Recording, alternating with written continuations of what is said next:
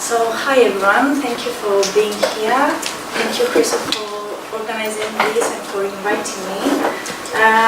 My name is Marina and I'm going to talk about the Greek Supplementary School of Leicester. I have been the head teacher of the school and I have also been teaching classes of various levels for the last 7 years.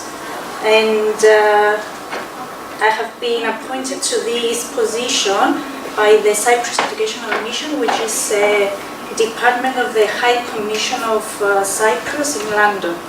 So Cyprus Educational Mission brings around 20 teachers from Cyprus to the UK to teach and manage Greek supplementary schools all around the UK.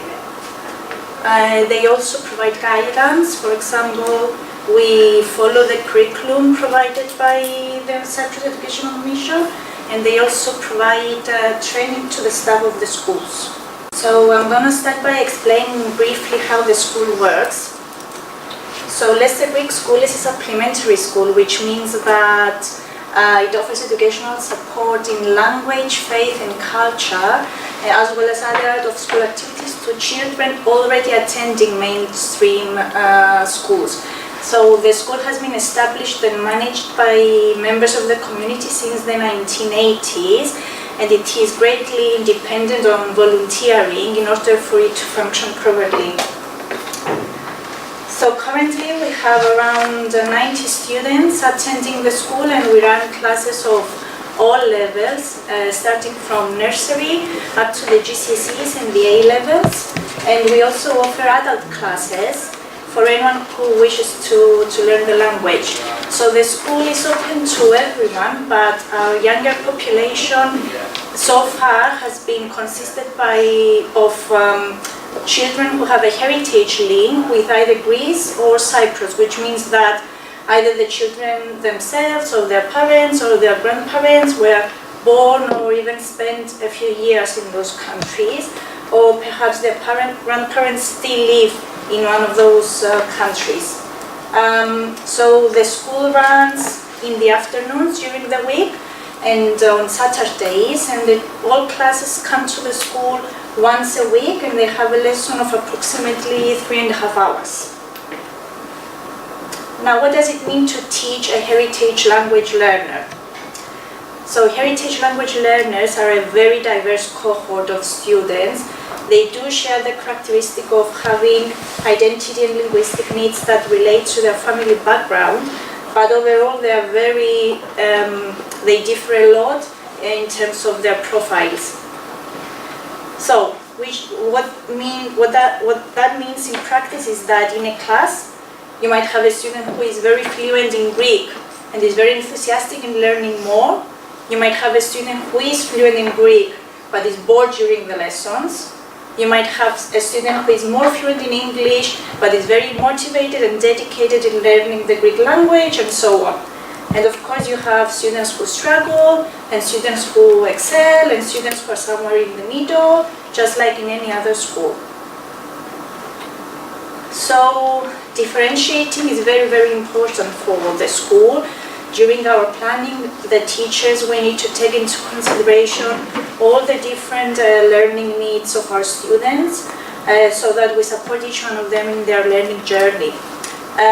We do teach the basic language skills, which is speaking, listening, reading and writing, but we need to change the content and the method according to the students' needs.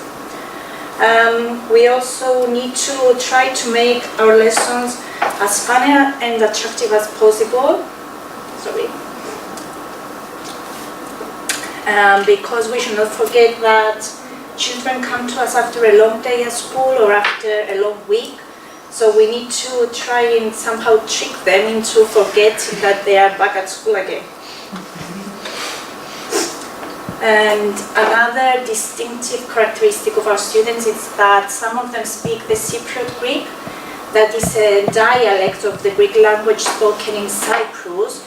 So we need to respect the use of the Cypriot Greek, and we do respect it, and we encourage our students to use it because it's part of their identity, it's part of who they are. I also wanted to mention that the school organizes national, religious, end-of-year celebrations, and we try to incorporate elements of culture and of our tradition in our lessons. You might have realized so far that it's been quite challenging to teach at the supplementary school. So one of the reasons is the lack of motivation by some students. For example, to learn the language. For example, it might be that their parents want them to come to the school, but they might not want to be there. Another challenge is the attitudes of both the parents and the students towards the school, that is, whether they take it seriously or not. Another challenge which might be unique, I will say it is unique to the supplementary schools, is that they are kind of isolated from mainstream education. For example, many teachers in mainstream schools are not aware that their students come to us in the afternoons or Saturdays, and this might make a child feel that they are living in two different worlds that are not interconnected, and it creates a dichotomy between the two schools. There are also practical challenges, for example, finding qualified teaching staff. The infrastructure, we're now teaching in a community building, which is also used by other members of the community, and this creates problems because, for instance, at the moment, there are internal conflicts as to who owns the building, who gets to make decisions regarding its use, etc. Supplementary schools are also facing financial difficulties. For example, our school charges a small fee to the families to cover the teachers' wages, but I would say that there is not the financial capability to, let's say, buy sophisticated equipment like interactive whiteboards, or any change we want to make. We need to wait until we gather a sufficient amount of money through fundraising or donations, and it takes a lot of time. And there is also always the need to search for effective approaches to teach our students. So this is actually, the last one is what actually led me to investigate, let's say, alternative methods to teach heritage language learners. And this is how we ended up running a few innovative projects at the school.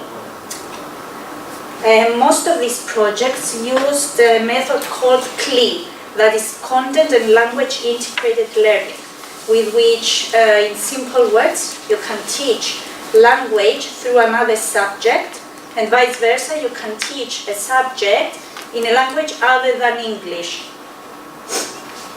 And I'm going to be showing you a few pictures while I'm explaining the project so that you get an idea of the activities we've been doing during the projects.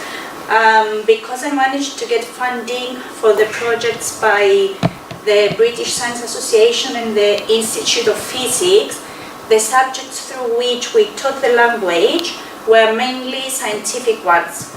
But those two organizations are very encouraging in incorporating the arts and social sciences in the projects they fund.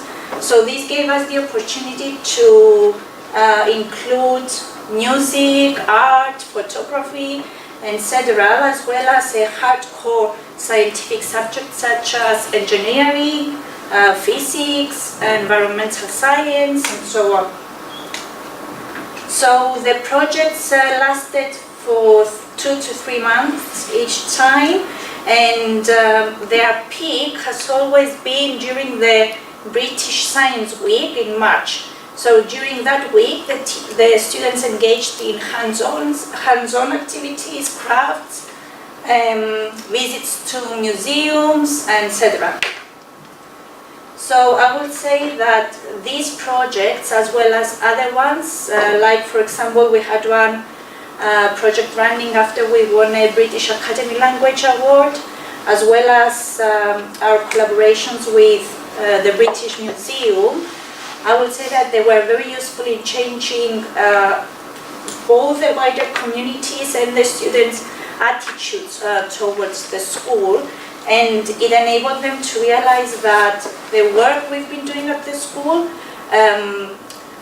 is targeting to foster a broad area such as their language skills. It's a wider experience that aims in supporting their language skills, their knowledge of different subject areas, their personality and their identity. So if you're interested in reading a few academic publications about the projects, you can visit my ResearchGate profile if you type my name, Marina Charalampidi, or you can email me and I'm more than happy to send you the papers. So thank you, ευχαριστώ.